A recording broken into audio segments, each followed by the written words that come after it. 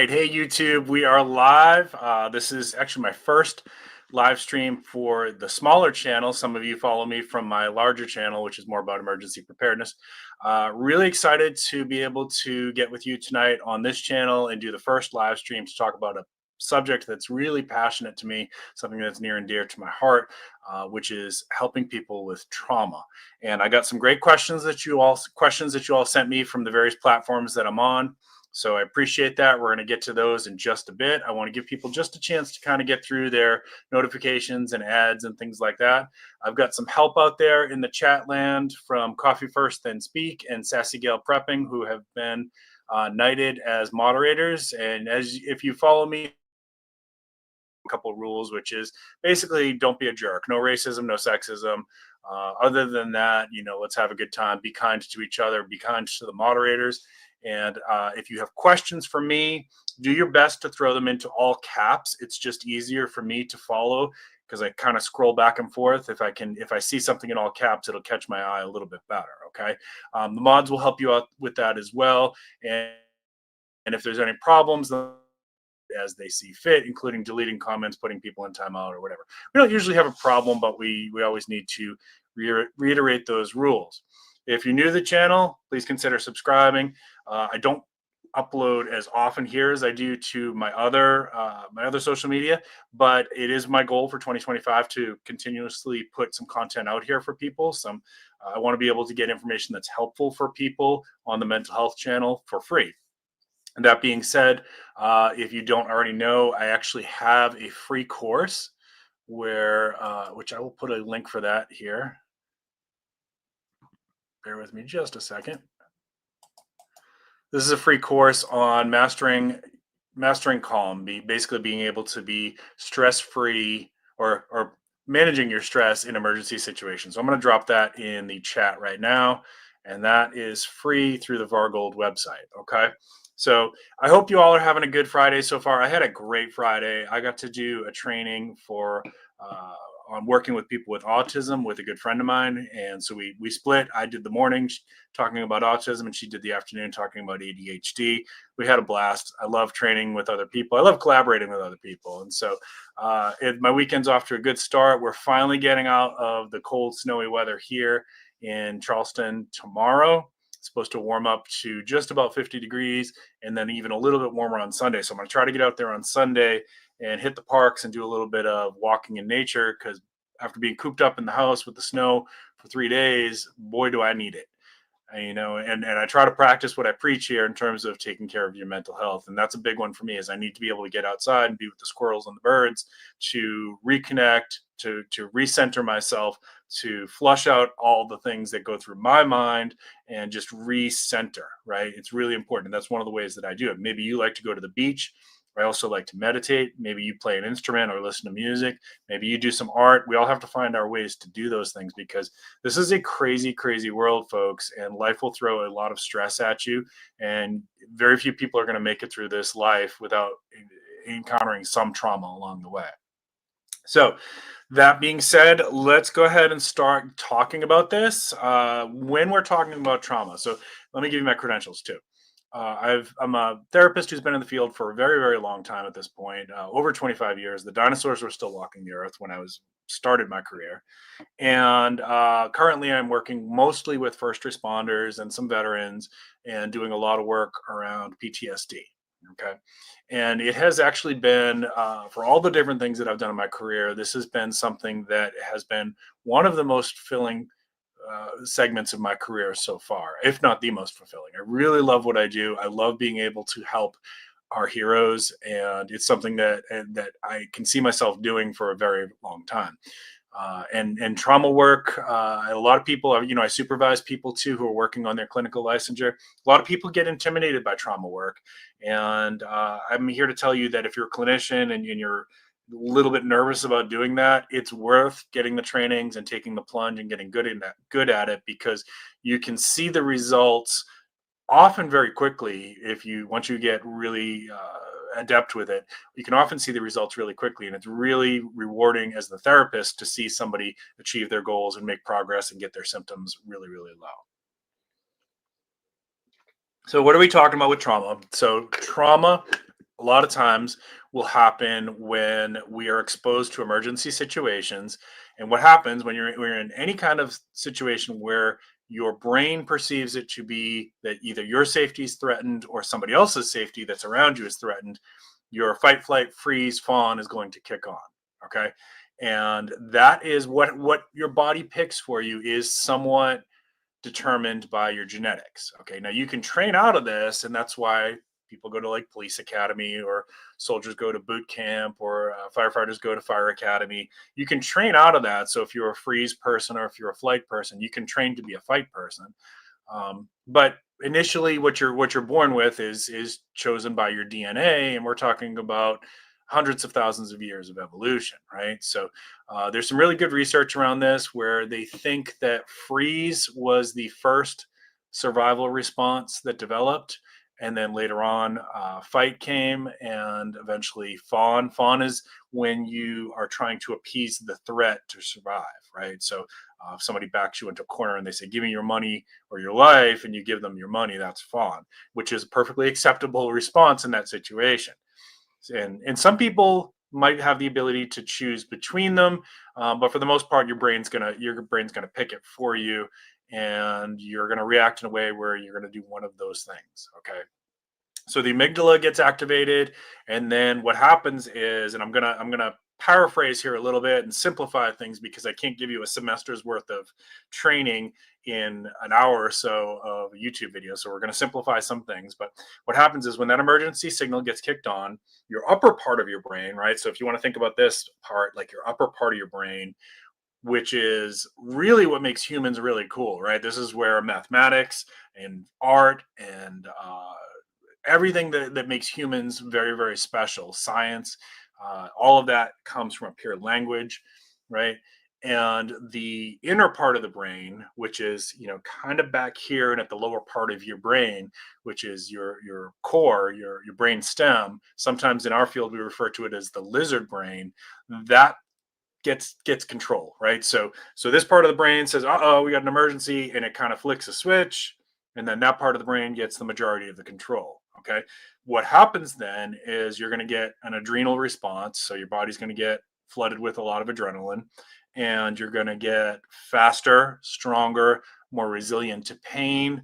Your brain processing speed is going to be sped up quite a bit. So if you've ever been in an emergency situation and you felt like time was moving really slowly, what's happening is your brain is overclocked. So it's processing information so fast that time is relative. And so it perceives it as slow, even though it's not. It's that your brain is overclocked. Okay. So then your brain's going to do what it has to do to try to keep you safe and the people around you safe for that emergency. When it's done, when the emergency's over, your lower brain, your brain stem, is going to shift control of that back up to your upper brain. And what happens now is you're in a recovery state, you're in a recovery phase, and all of that experience that got handled by the brain stem gets sent up to the upper brain. But here's the problem. That brainstem isn't really designed in a way to handle memory. It isn't really designed in a way to handle sensory information as well as the upper brain is. So it gets a little bit fragmented. Again, I'm simplifying here, but it gets a little bit fragmented. And then that information goes up there, and then the upper brain says, "Whoa, this is a lot of information. What are we going to do with this?" Okay, let's start sorting this as best we can. So blood smells like copper. Let's put it over here in this file. Gunshots sound like fireworks. Let's put it over here in this file, right? And so it takes all this information and it starts trying to put it in little places in your brain, but it's not really getting stored in a way that's a cohesive memory. Remember that, because that's going to be important for what we're going to talk about later. Now, all of that might be okay. You still might encounter things like that and not develop any kind of trauma symptoms. You might have some little triggers that you don't understand later on, like somebody blows off fireworks unexpectedly and you kind of jump and duck or whatever. And you might not even make that connection that 10 years ago somebody shot a gun near you and it was a life or death situation. Sometimes people get it. Some people don't understand why they're now suddenly susceptible to these triggers. But even that's not PTSD, right? So why will it? Sometimes people will develop a more severe experience after that, which can develop into PTSD or other trauma diagnoses. There's several diagnoses on the trauma spectrum. PTSD is probably the big one that most people know about. So uh, that's right. Good. Yep. Wayne's got it right there. All that processing takes a toll. That's why it wipes you out afterwards. Right. So you go into that recovery state. Exactly. All right. So now, why do some people develop trauma symptoms after that and some people don't? This is a little bit more complicated, but I'm going to break it down. I'm going to simplify it again just for the purposes of this video to make it digestible. Let's say two firefighters go into a fire, into a building that's on fire, and they start pulling out dead bodies. Okay. I'm going to not get too graphic here, so don't worry. But let's say they start pulling out dead bodies. And one firefighter has a really hard time with that, and he starts having some symptoms.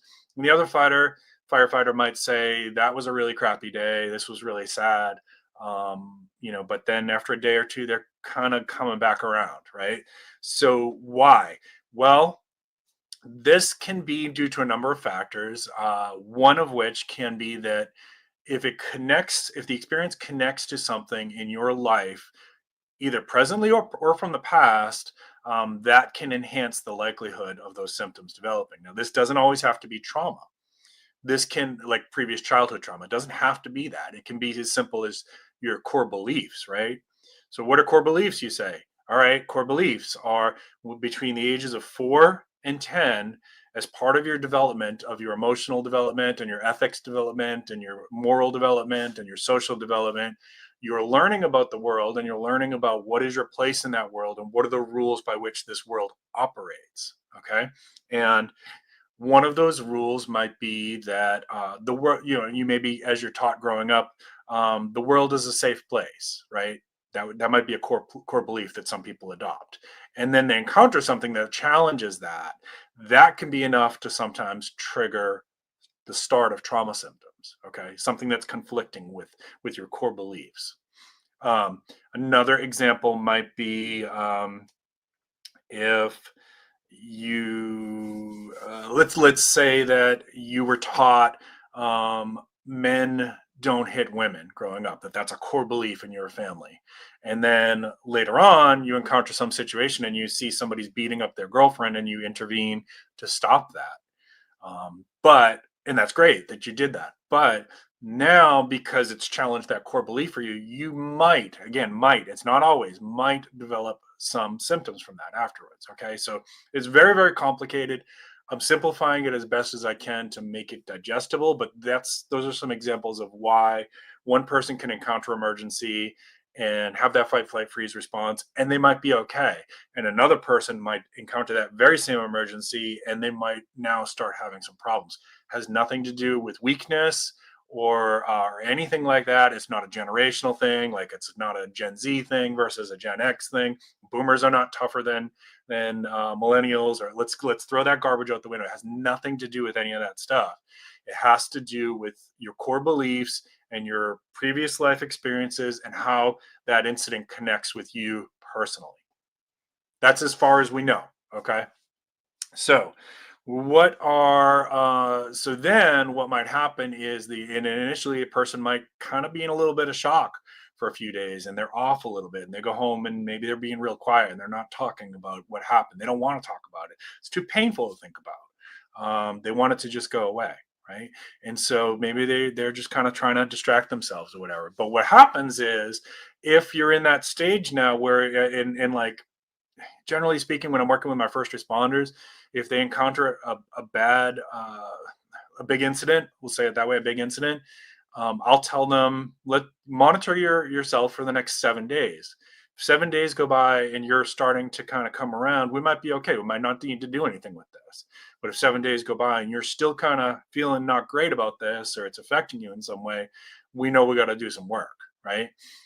So the next thing is you might start getting some irritability, right? You might start getting some images popping in your mind. We can call those flashbacks. We can call them dissociative reactions. We can call it all kinds of things. But you might start getting some of that. You might start getting some bad dreams about it, right? And just because you have a bad dream from a big incident doesn't mean that you're going to develop PTSD. It's actually kind of normal for your brain to process big emergencies like that. If it keeps happening, then we know we might have an issue. So these are some of the early warning signs. That was actually one of the questions. They're like, what are the early warning signs? Well, you might start seeing somebody being kind of socially avoidant of their family. Irritability starts increasing, sleep disruptions, including nightmares, images and thoughts popping in their head, maybe panic attacks. It's not always present. Those are some of the early warning signs. And if you're getting those and it's going beyond 7 days, generally we in the field are going to say, okay, we got to process this. We got to work on it because it's not going to get better on its own. Now you need some help with this. Okay.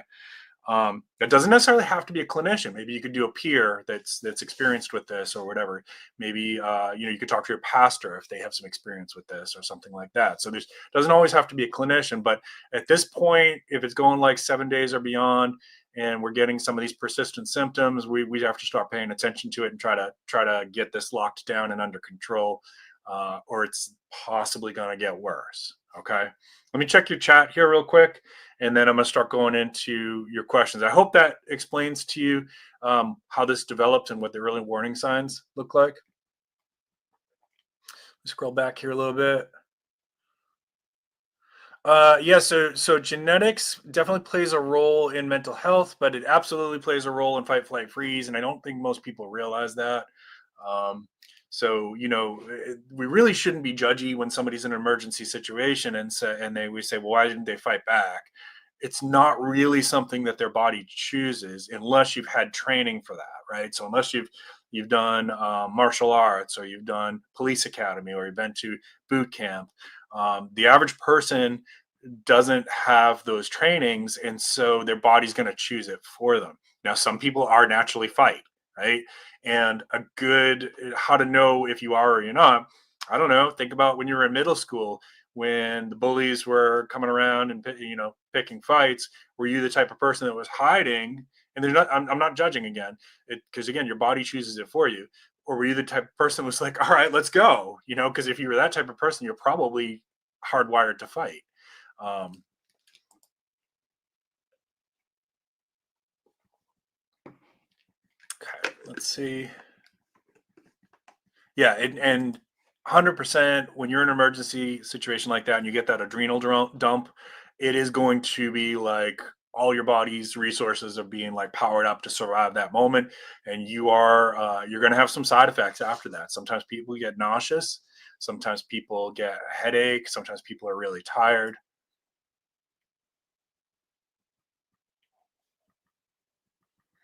Oh, thank you. Appreciate that. Appreciate the feedback.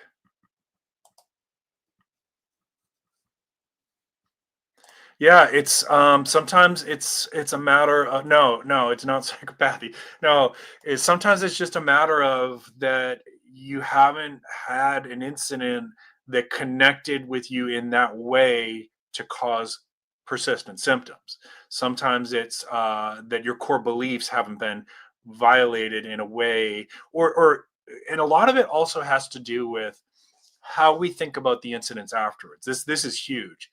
So this is, as a therapist, this is what I'm usually after, is I have to figure out for my patients, with their help, of course, I have to figure out what is going on that they were thinking about in that moment of the emergency or afterwards, right?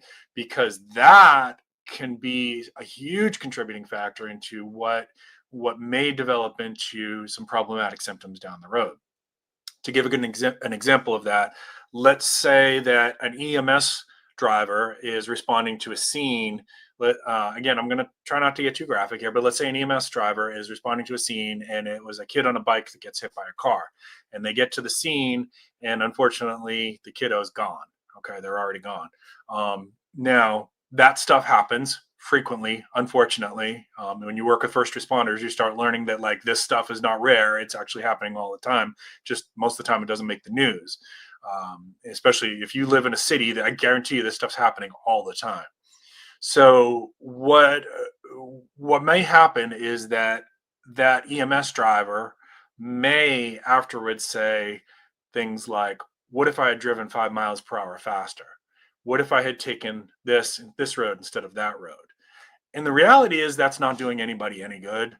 And all it does is it creates a schism in the brain where the brain is trying to say, this happened, right? We talked about this not too long ago on one of my other streams. Um, the brain creates like two stories. This happened, and then the brain saying, "Well, what if it didn't? What if we had done this?" That's not good. We can't be doing that, folks. So this is something you, as those of you who do first aid, mental health first aid, and lay people, you don't have to be a clinician to work with somebody after an incident. If you hear people using language like that, like "it was my fault," "what if we had done this?" We ain't playing that game. So you have to get them to just get to that place where they say, you know what, we did the best we could. We would call it radical acceptance that unfortunately crappy things happen in this crappy world sometimes, and we can't always prevent it. We can't save every single person out there. I wish that we could, but it doesn't. The world doesn't work like that. And when you start questioning it and creating that dual dialogue in your brain, that definitely can contribute to nightmares and flashbacks, because now your brain's wrestling with it. And if your brain's wrestling with it, it can't get to what we clinicians call adaptive resolution, right? So now, what is adaptive resolution, Tom? All right, so adaptive resolution, when you go to sleep every night, your brain is taking your experiences from that day and it's trying to put it away. It's trying to put it into basically a memory file, for lack of a better way to explain this. So, think of like little engrams in your head with your neurons. So it's trying to put it away into a memory file, and it's very much like a computer, if you want to think of it like that, like files in a computer. And your brain likes to store like with like, right? So if there's an incident that felt similar to you, felt similar, it's going to try to file it with that file. That can sometimes bring up old stuff, right? So this is why dreams can kind of blend in from old memories to new memories, and that kind of thing. Um, even when you have a bad dream, remember that what's happening there, if you have a nightmare, is I know it doesn't feel good. I get it. I've had nightmares too. I get it. But remember what's happening is your brain's trying to heal it. It's trying to process it and put it away. That's all that it is. And what causes it to recur is if you've got this wrestling match going on in your brain of what if, right? No, we can't do that. We have to get to radical acceptance that this is what happened. As bad as it was, we did the best we could. Okay. We survived. If it was a personal, if I'm not talking about first responders now, if we're talking about like a personal attack, yes, this horrible thing survived. It wasn't your fault. And you have to accept that you survived it and you're going to be okay. Okay. If you can get that thought process going in your head, and you're buying it, your brain's buying it, there's a pretty good chance that your brain's going to be able to get to that adaptive resolution, file it away. Okay. That's what we want. That if I have a patient that I'm working with, and we identify this cognition of like what's causing it to get stuck, and we can get them to change it, not me feeding it to you. It's not enough for me to say no, it wasn't your fault. You have to believe that. So if I can get that person to say and believe it wasn't my fault, then I know there's a pretty good chance their symptoms are going to go way down.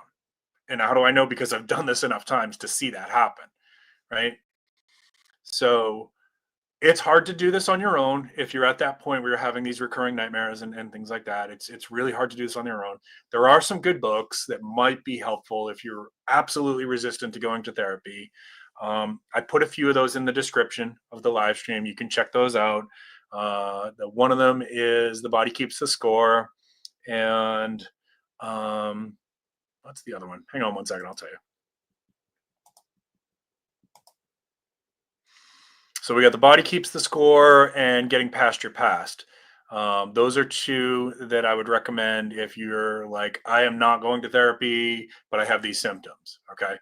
I would still encourage you to go to therapy, but if you're absolutely not going to, then get those two books and start working on it. Um, the biggest thing there is, from as a trauma therapist, what I really can't emphasize enough is changing that cognition for yourself and believing it and getting to that point where you believe it, right? And you may say, well, I don't believe it. Okay, so we're going to work on that. So you're going to keep telling yourself that. You're going to, like affirmations, you're going to keep telling yourself on that. Your therapist can question it with what we call Socratic questioning, right? So okay, so use the EMS example. So let's say you had gone 5 miles per hour faster. How do you know you wouldn't have hit somebody? Let's say you had gone left instead of right. How do you know there wouldn't have been a traffic jam? And they're going to say, I don't know. That's correct. You don't know. So you did the best you could. You made a decision based on the information that was available to you. You used your resources and your tools and your training to do the best job that you could. And sometimes, unfortunately, it has a bad outcome. Life is hard and we get bad outcomes sometimes. And there's nothing we can do to get 100% positive outcomes. It just can't be done. This goes true for your soldiers too, right? There are situations that our soldiers are put in that they have seen, unfortunately, their buddies take fatalities, take casualties, right? And that same thing of like, could I have done something different? No, you couldn't have, because you were making the right decision at that moment. And that's it. And you have to get to that place where you accept that. Okay. You following along? If you're getting anything out of this, please consider giving this video a thumbs up. If you're new to the channel, please consider subscribing. I would love to grow this channel a little bit. All right, let's check your comments here again, and then I'll go back to some questions that I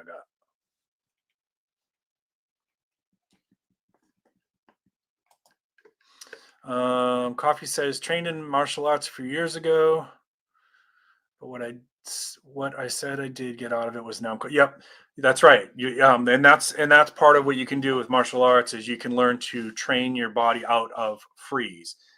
And I trained a lot in martial arts, and I saw that with a lot of the people that I trained with that had that tendency to kind of flinch back and not want to throw punches. But with enough training, they can get real aggressive and learn how to fight back. Martial arts is really good for that. So what I would say is, if I was a therapist here, I would say there's probably something that happened there that is that's a little bit stuck, and it can get unstuck. It can get unstuck with some therapy. Might be able to do the work on your own with those 2 books, but really, what it's going to come down to is kind of processing through what was going on in your life at that time. And I don't want you to put that in chat, by the way. What was going on in your life at that time, and what was your cognitions around that, and can we think about that differently? Okay. Now you can do this with many different modalities. You can do this with trauma informed CBT. You can do, hey, Instagram, if you're trying to get in on chat, by the way, Instagram, come on over to the YouTube channel. I can't really follow both. So I'm glad to be able to stream on Instagram, but if you want to participate in the chat, come on over to the YouTube channel. It's the official Mental Health Matters channel. Lost my train of thought there. So working with an older memory. So you can use trauma-focused CBT. You can use trauma-informed CBT. You can use cognitive processing therapy. You could use exposure therapy. You could use my personal favorite, and not everybody can do this. Like if you're prone to seizure history, it's kind of contraindicated. If you're using a lot of substances, it's not really the right form of treatment for that. But well, some clinicians would disagree with me on that, and I will honor that. EMDR, that's my preference, because with EMDR, I can get people results real fast. Usually, I can get them feeling better, like sometimes within one session. So EMDR, for those who aren't familiar with it, it's just another way to process through your therapy. You have to go to some pretty intense training for it to get certified in this. But basically, you're working with the memory, and we're stimulating the brain. There's no wires or anything like that. There's ways that we do this with what's called bilateral stimulation, either with like following lights or sounds or things like that, so that the hemispheres of the brain, the signals going like this back and forth. Okay, what's happening there is we're sending a lot of electricity through the brain at that point, and not real electricity like human electricity. And the brain gets stimulated, and it allows us to do a couple things. It allows us to access memories with a lot more clarity, which can be painful if we're working on a trauma memory. But sometimes we got to do this to get through it, right? Like we have to re-experience it to get to the other side of it. And then as the clinician, I'm working with them to try to find the cognition, the stuck point, that went on at that trauma, right? What's the specific thought that they went on during that trauma? And then we're going to try to get them to identify what's a better cognition, what's the opposite of that, what's one that you can adopt that makes sense for you that your brain will believe, right? So we can't change a trauma, we can't take it away, but we can change how we think about it. So we can say, well, yeah, this horrible thing happened, but I survived it because I'm resilient. That's a much better thought, right? Or I did the best that I could, right? Those are much better thoughts. If we can get the brain to pair that with that memory, and I know when this happens in therapy, because what will happen is you'll see a physical change as the clinician. What does that look like? They might suddenly start crying. They might, their body changes. They might like, finally you see like the release, right? And it's really awesome as a clinician to see this, because when I see it, I know like, yes, I know this person's going to sleep much better tonight and they're going to feel great tomorrow. So I love using EMDR. I wish it could be used for everybody. Unfortunately, if you've got a history of big seizures and things like that, there's a few situations where it's really not the right modality, because of that stimulation of the brain could actually make somebody have a seizure if they're already prone to it. I hope that explains that a little bit better. You can look up different videos on EMDR, and sometimes they've been showing this in certain media like television stuff. If you watched Penguin on HBO, they showed the doctor was using EMDR with Sophia Falcone.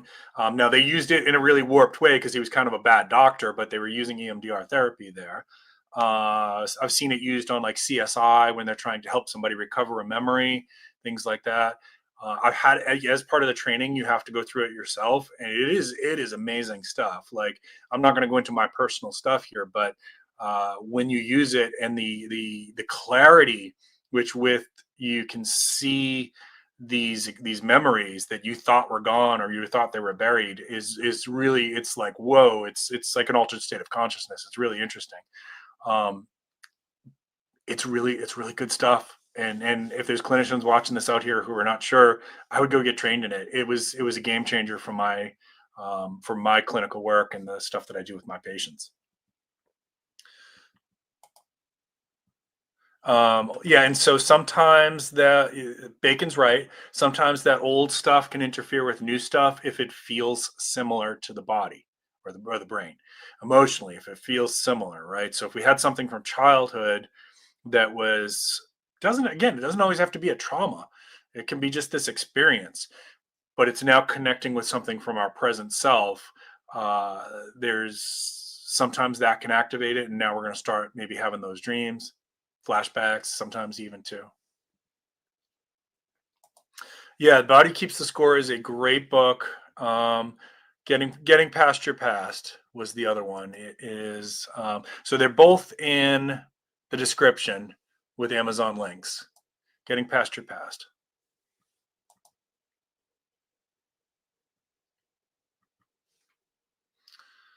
Correct. Correct. We want to get to those cognitions that are acceptance, right? So good question there, Wayne. So you can. There's different ways you can do this. In fact, I don't want to encourage people to do this because they're maybe dipping their toes into something that they're not necessarily ready for if you don't have somebody who's trained in it to sit down with you through it. But there are ways to do this. There are ways to access this stuff without going to a therapist, but that can be kind of risky. So I'm not going to point people in those directions. Um, yes, it can sometimes be done with music. Sometimes it can be done with these handheld buzzers. So people hold them in their hands and it'll be like bzz, bzz, bzz, bzz. And what's happening is the brain is just picking up that signal. And so it's bouncing back and forth like that.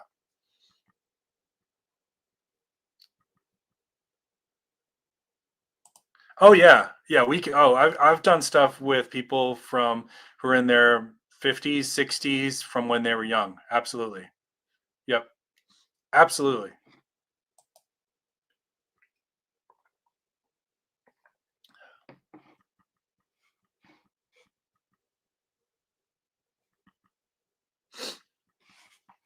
Music therapy is very helpful. I agree. And I'm not going to go deeply into this, but therapy trained dogs, especially for our veterans and our first responders. Now, I'm not saying what I'm saying when I say this. What I'm not saying is go out and get a dog and then go get an emotional support animal certificate off the internet. That's a different thing. That's okay.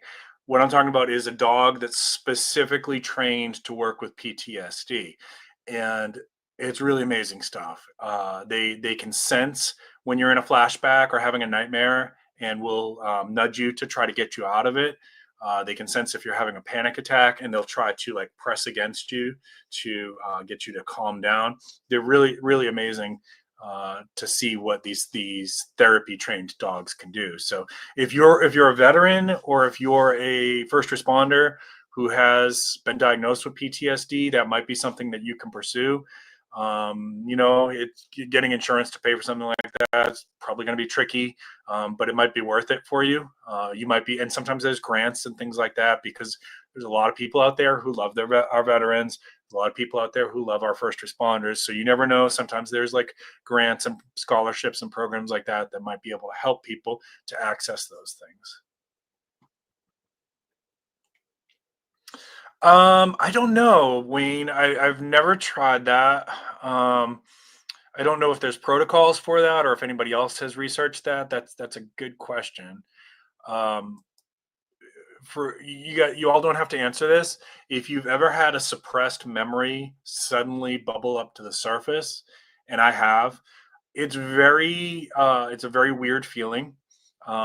It can be I lost the Instagram feed. It's a very weird feeling. It can be disorienting. It can activate that fight, flight, freeze a little bit. It can mess you up for a couple days where you're like disoriented. Um, so with EMDR, it's a little bit more controlled, right? Because you're working with somebody who's there to coach you through it. And the way that I do EMDR with my patients is I will do 15 seconds at a time. So that will stimulate with the bilateral stimulation for 15 seconds. And then I have them check in with me, look around the room a little bit. Where are you? Make sure you're staying in the present. You're in the room with your therapist. This is a safe location. We're just looking at images from the past. We're not in the past. We're just looking at images from the past. Okay. So then when they're ready, I go back in 15 more seconds. And I'll do that several times and keep checking in with them. How are you doing? Right. That's that's part of it. And then when we're moving on to the next part of it, I will, we're checking in on like, where are you feeling this in your body? And that's really interesting because especially if somebody has had a situation where somebody choked them, a lot of times they'll feel it right there. Sometimes if it's a soldier who's had an injury, they'll feel it in that spot. So, we're going to kind of work on that a little bit. Let's process through that feeling and desensitize to that a little bit. Right. And then eventually what I'm going to get them to that place of like, now we're going to go back and we're going to rethink about this memory. We're going to go back, but now it's not going to be as bad because I'm giving you some control over this. And we're going to put a cognition in there that is a preferred cognition. And that's the language that I use, preferred cognition, right? So I did the best that I could. I'm a survivor. Whatever makes sense for them. That's what we're going to use. And we're going to use the bilateral stimulation again. And what happens with that is now the brain's doing this and they got their new thought going with it. Well, guess what happens? Now we're forming new neural engrams, new neural pathways. We're literally creating new neural pathways, right? And some of you have asked me about the psychedelics with PTSD. This is where it's the same thing. Okay. So when you take psychedelics and you're working with somebody who's trained to work with that for trauma, all you're doing is changing how you think about it and creating a new neural pathway. And that's what we're doing with EMDR, but I don't need psychedelics to do that. I just need your time and your willingness to go into that dark cave. But you're not going alone. You're going with me, and I know how to fight demons, and I'm damn good at it. So I like EMDR therapy. I'm not opposed to psychedelics. It's something maybe later in my career that I would work with that population as well. But I'm really happy with what the results I can get with EMDR therapy, and I can do it without them having to put something in their body. Again, I'm not like judging any of that or saying it's bad or anything like that. I have several patients who've done that and have had really good results with ketamine infusion therapy. And I know there's other modalities as well. All I would ask from you is if you're going to do something like that, go to a place that's licensed, that has nurses on staff, so that it can be done safely in a clinical setting. There's a lot of really shady places out there that you can go to get that stuff done. They do not have medical staff on hand, and the doses might not be controlled, and you're taking a big risk. So if you want to do that, that's on you. But I'm telling you, if you want to try psychedelic therapy for PTSD, please go to a clinic that does that, right? So here in South Carolina, we have ketamine infusion clinics where people can go. If you have questions about that, I'll do my best to answer it. Again, it's not something that I've ever done, but I can speak to it from what's been told to me by my patients that have done that. Oh, thank you, Sassy. Yeah, if you see any questions over there that you want to relay, I appreciate it. You're a big help. I really appreciate you, and thank you, Coffee, as well. You guys are awesome. I really appreciate my moderators. Thank you. All right, let's go to a couple questions here. So we talked about early warning signs before, right? And early intervention, right? So the first thing I would say is if somebody referred somebody to me for an incident that just happened, literally like within 2 weeks, and they're saying, I'm not doing great. Like I can't stop crying. I'm having panic attacks. I'm having bad dreams. I'm having some images popping in my mind. I'm gonna say, okay, let's start with just talking about it. Okay, so I want you to talk me through it. And what I'm looking for is little moments when they're doing that where they will freeze, right? So it literally will look like that. Okay. What's happening if you see somebody do that is it's like a little micro dissociation. And that tells me whatever was going on in that memory at that moment is important. So I'm gonna interrupt it. I usually give them 5 seconds. I don't want it to go longer than 5 seconds because now they might be pulling into a flashback. So I'm gonna give them about 5 seconds, see if they can pull themselves out, and then I'm gonna say their name and I say, what's going on? Look around the room. Where are you? You're in therapy with Mr. Tom. We're okay. All right. Might get them to stand up or wiggle their toes and fingers a little bit just to reorient to where they are in their body, right? Um, Now I want to know what did you just see? What were you thinking about? Because that's important for the work that we're going to do. And I want to know what thoughts you had in that moment because that's important for the work that we do. So that might be enough that we can kind of, if it's still early on, I might be able to just talk about it with them and get them to think about it differently without even having to do the EMDR. But you can go right into EMDR too. There's, if they're not seizure prone or anything like that, and they're willing to give it a try, you can go right into it. And a lot of times that might be all. It might only take one session, right? Kind of depends on how complex their trauma is. Kind of depends on how easily they can get to that new cognition and believe it them for themselves. Right. Uh, so I'm not going to post Wayne's comment on there, but yes, be careful where if you're going to try the psychedelic stuff, be careful how and where you do that. I really would encourage everybody to just if you want to do it in a safe setting. That's all. Um, Yeah, a glitch in the matrix. There's, I can't get into this too much because it'll take too much time tonight. There's some really cool things I can do in EMDR therapy where I call it time traveling, basically, where I can send present day you back to younger you to have a conversation. Now it's in your mind, right? It's not real, but for your subconscious, it doesn't matter.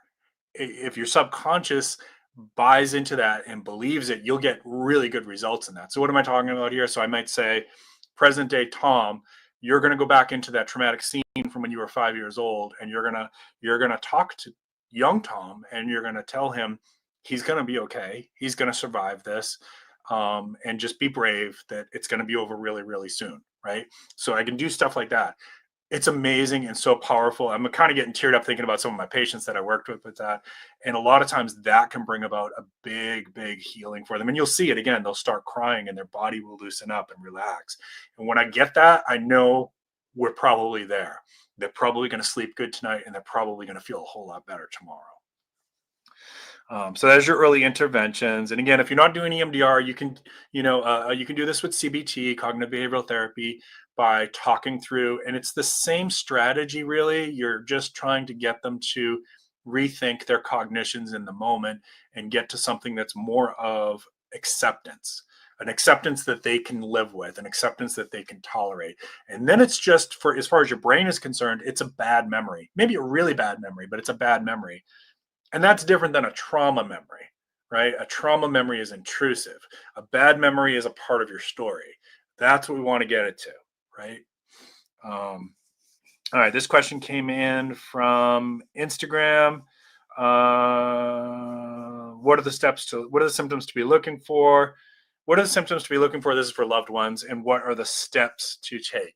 So if you see your loved one is experiencing, they're kind of avoidant, they're not engaging with the family as much as their baseline is.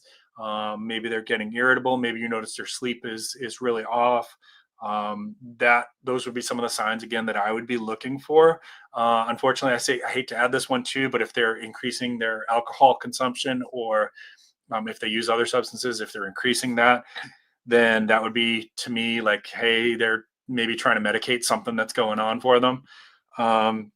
Steps to take is, obviously, if they don't want to talk about it, it's going to be hard. And sometimes with my first responders and with my soldiers, they don't want to talk about it with their spouse because there's a protective factor that goes on where there's this concern that if I tell you about this horrible thing that I experienced, you're going to have symptoms too. And I don't want to put that on you. Reality is that's probably not going to happen, right? Hearing about it secondhand it can be really sad. I sometimes get tearful listening to somebody's story, but I've never dreamt about it. As a therapist who's been doing this for a long time, I've never dreamt about somebody else's trauma. I dream about my own trauma, right? And I have to work on that, but I never have dreamt about my patient's trauma. And I've never had a flashback because of something that a patient told me. So that fear, that protective factor, probably is a little bit hypervigilant, and maybe it's not there, but it's a thing. That it doesn't need to be there, but it's a thing, especially with our first responders and soldiers. They don't want to share it with their family. It's not contagious though. And so what you could do is, if it's your loved one, is just say, hey, I just want to check in with you. I noticed for about a week you've been, when you come home, you're going straight to bed, or you're going to play video games, you're skipping dinner. Did you have a bad call? Did something bad happen to you?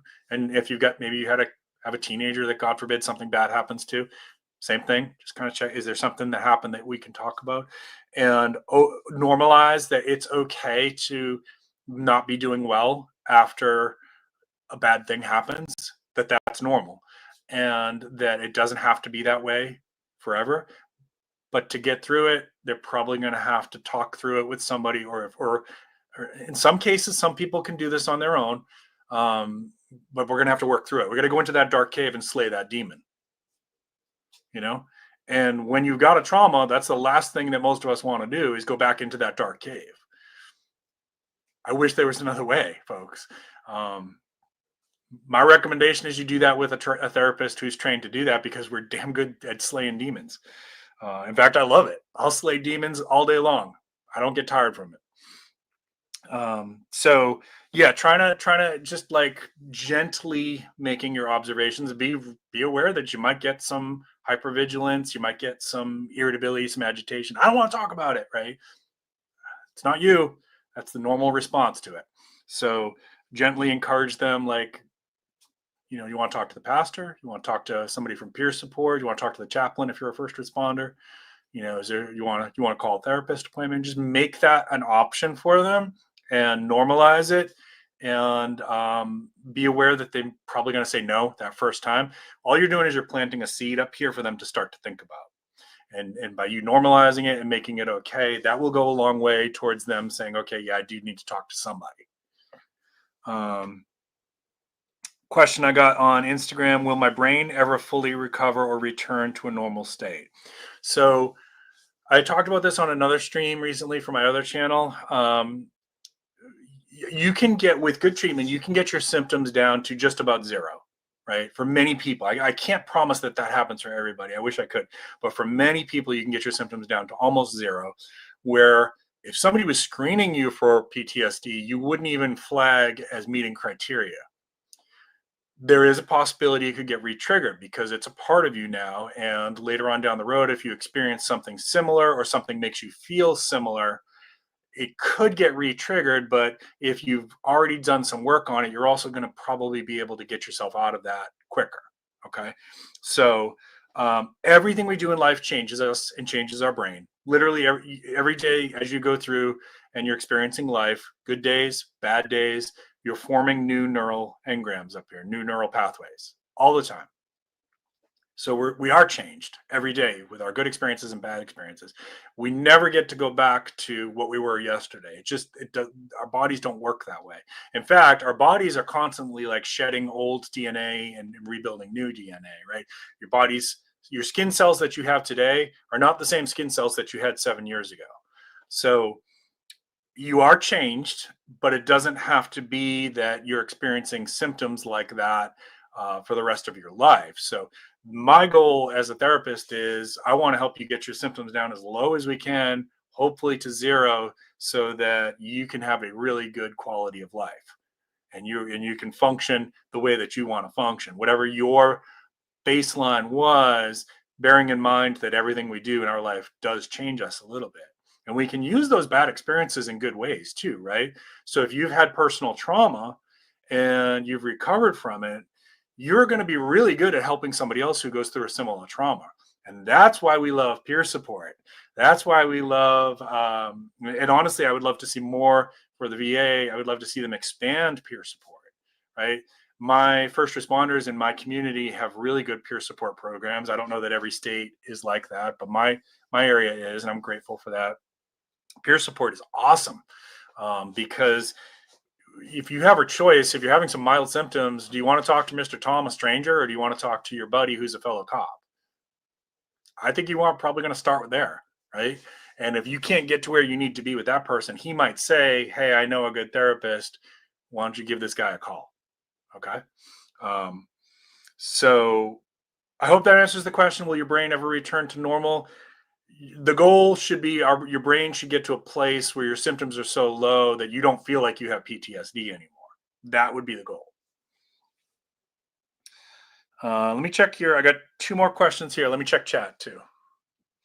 Hey, Joy, it's good to Daniela. It's good to see you. Appreciate you. One of my friends. Always, and she always posts good wellness content there too. Make sure you guys are following her. Fasting for Joy. All about good quality of life and taking care of yourself.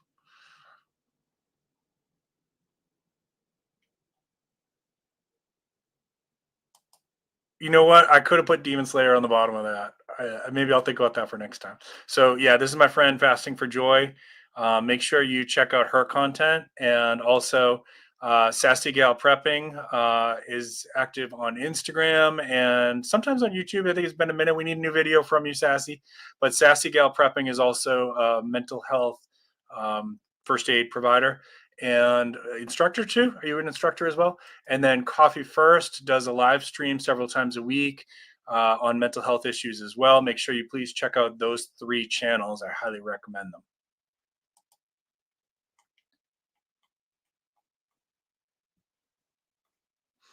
Peer support is awesome.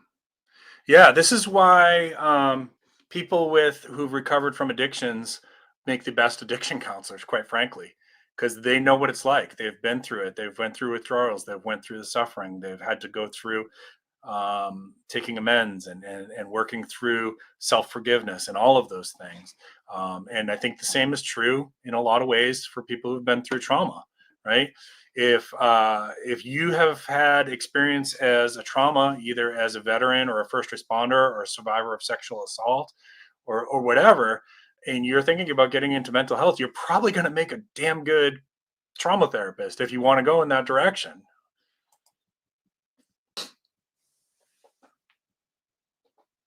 I love seeing you all connect. Awesome. All right. Got 2 more questions and then we're going to call it a night. So on YouTube, somebody left me a question.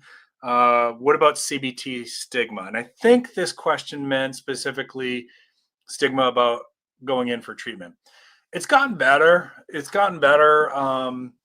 this is one thing that I do give a lot of credit to Gen Z for, that Gen Z, more than any other generation before them, made it normal and accessible to say, I have a mental health issue and I need to talk to somebody about this. And I think people are hard on Gen Z a lot of times for, they have different beliefs about a lot of things, and that's okay. Like, my beliefs are different than my parents were, and um, it's okay. There's always going to be some generational differences, but one of the great gifts I think that Gen Z did give was, or has given so far, was making mental health treatment accessible and normalized. They've done amazing with it. Somehow nobody else before them could manage this, but Gen Z did. And it has to do a lot with the influencers and things like that, that by people talking about it, it normalized it. And so the more that we do that, the more that we say, yeah, I went to therapy and it helped me out a lot, or yeah, I had trauma and I'm okay. Then it opens up that door for other people to be able to talk about it, right? So I know with my first responders that there's a culture of that it's fading here, thankfully, but there was a culture of, tough guys don't go to therapy, right? You suck it up, buttercup. Well, that did a lot of disservice to a lot of people. I mean, and look at our veterans with the Vietnam veterans. We didn't do a good job as a country of taking care of them. We did a really crappy job, actually. We expected them to just go back to work, have a family, suck it up, buttercup, and that was not fair. We really owe our veterans a lot more than that. Um,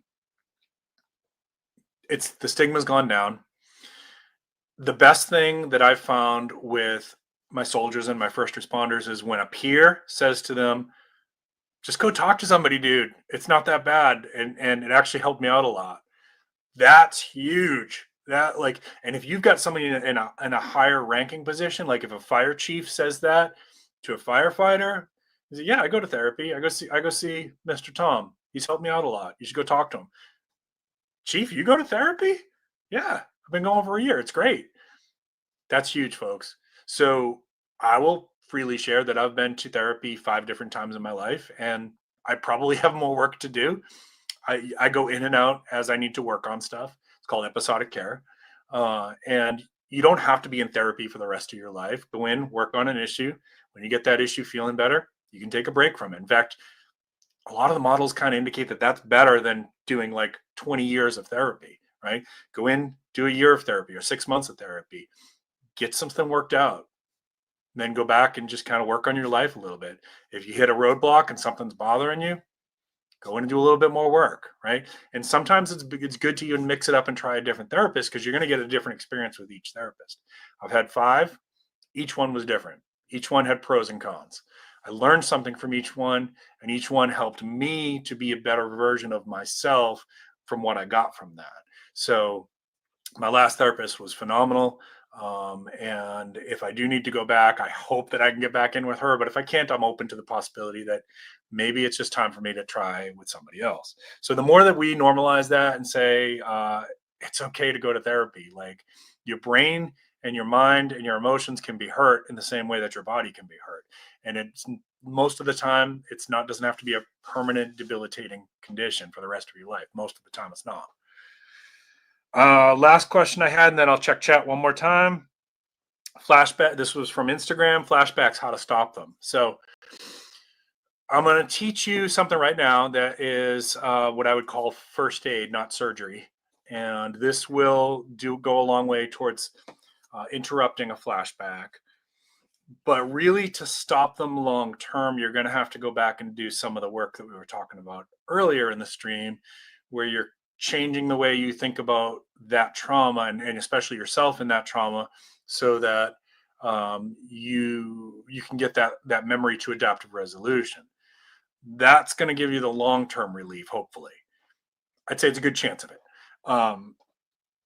If you need to stop them immediately until you can get some help with that, there's a technique that we teach called sensory grounding. And it's real simple. I want you just right now, do this along with me as you're sitting here listening to me. Stop looking at the screen for a second. I want you to look around wherever you are. Look around your room and just notice 5 things that you see. Count them out in your head. And then I want you to listen really quietly for 4 things that you hear.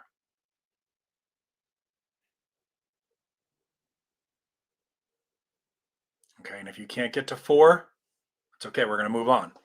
You don't have to get exactly 4. It's not the point of this.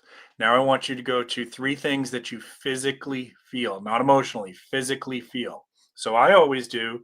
One should be what I call your anchor, something that you always have on you. So for a lot of us, that might be your EDC, right? Whatever your EDC is.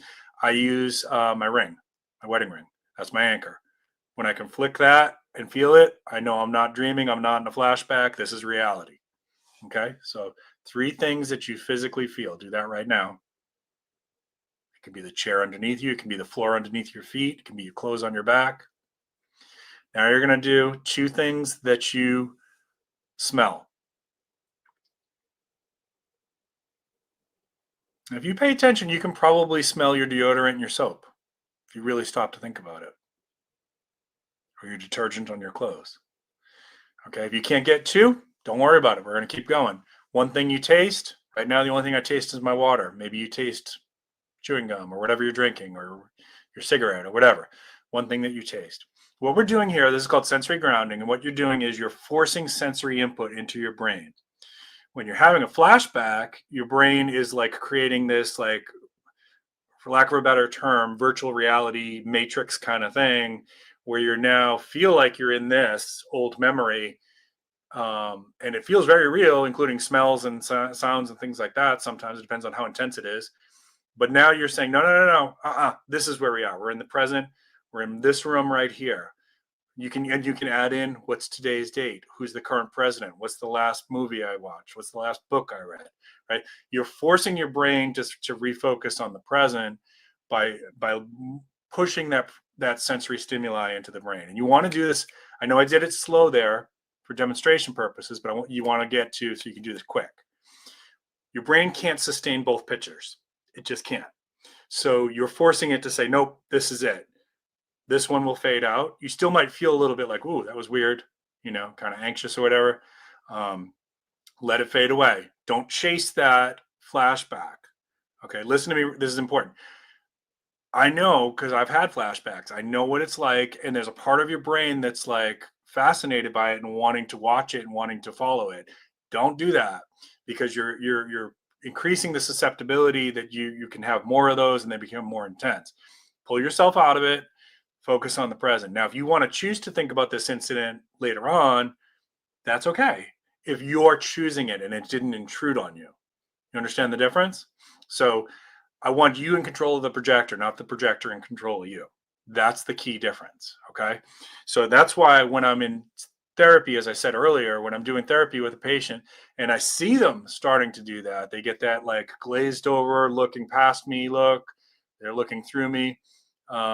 Vacant, and I know, they're dissociating. I give them 5 seconds, no more. If they don't pull themselves out, I'm pulling them out. And I'm going to do that by saying their name, tell them to look around my room. We're just in therapy. We're just talking about that memory. We're not in that memory. It's the past, right? Okay. Look around the room. Remember where you are. Wiggle your toes and fingers a little bit. Reorient yourself. Okay. That's really important. So you can do that, and it will interrupt your flashbacks. I mean, at least everybody that I've ever worked with, that works for them. But is it going to make them stop long term? No. You're going to have to process through that one way or the other and change your thinking about it, and get that memory to adaptive resolution to be able to get that long term relief. Okay. All right. Those were all my social media questions. Let's check chat one more time, and then we're going to wrap this one up, folks. All right. You're very welcome, Daniela. You absolutely deserve that.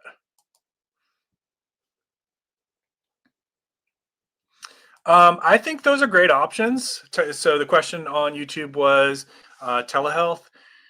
I think those are great options if you can't get to a therapist, or you can't get to the therapist that you want to see because they're too far away.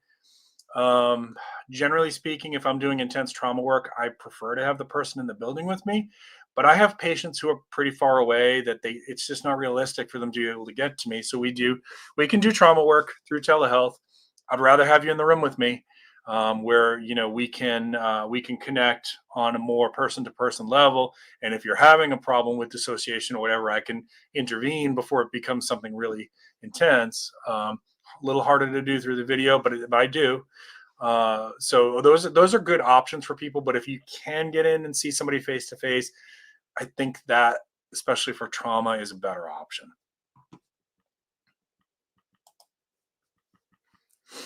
Sassy says, be sure to check your insurance coverages.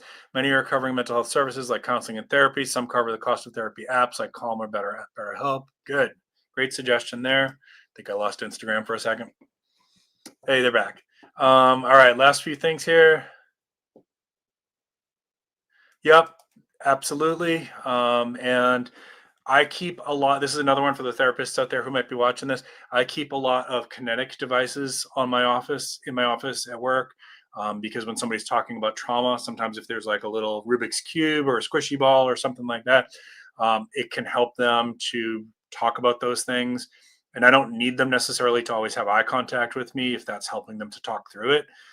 So those are really good tools as well. Having something that can help draw a little bit of their attention while they're doing the work can be very beneficial. You can do some of this with meditation. In fact, I do some of this myself for my issues that I'm working on with meditation, where I'm trying to rework it with the preferred cognition that I want to have with that memory. And it's pretty interesting. I do feel like it helps me. I end up having some really interesting dreams that get those events to adaptive resolution. I have this, I don't mind sharing this. I have this recurring nightmare that goes on where, and this is a very common one for a lot of people, where back in high school and there's like a test going on, and I'm not ready for the test. And I think it just comes from like my everybody's got a lot of social anxiety in high school anyways, but I had undiagnosed ADHD, and I really struggled with managing some stuff in high school in terms of like my academics were mostly okay, my organizational skills were probably not good, and I think that's where that comes from. And that's one that's pretty stubborn. I have a hard time getting that one to adaptive resolution, and then I have that dream at least several times a year. So if I go back in for another round of therapy, I'm gonna ask them to help me work on that one. Thank you, Scott. Appreciate it. All right, I think that's going to wrap us up on all of our questions. Thank you so much to Instagram for sitting in on this one. Thank you so much to YouTube and everybody who joined. And thank you to my mods, especially Sassy and Coffee First. Y'all really appreciate you. Make sure you're checking out their channels. If you're new to the channel, remember, please consider subscribing. And if you've enjoyed this at all, if you get anything out of value, please consider giving me a thumbs up. And please share this one out with people that you know that might be struggling with these issues. I don't often say, hey, please share out my video. I feel kind of weird about that sometimes, unless it's something that I think might be helpful to somebody like with trauma. So feel free to share this out on your platforms or with a friend or whatever. Because the goal, this is not a monetized channel. This stream is not monetized or anything like that. The goal here is let's get help to people who need and want the help. That's it. All right. All right. Y'all have an awesome weekend. I really appreciate y'all. Appreciate you too on Instagram. And I'm going to enjoy my weekend. I'm going to get out and do some hiking, I think, if I can, on Saturday or Sunday. And I will see you again next Friday working on a guest. I can't announce it yet because they haven't confirmed, but I will see you next Friday. And that will probably be on the other channel, the preparedness channel. All right. Have a great weekend, everybody. Take care of your mental health, because your mental health matters. All right.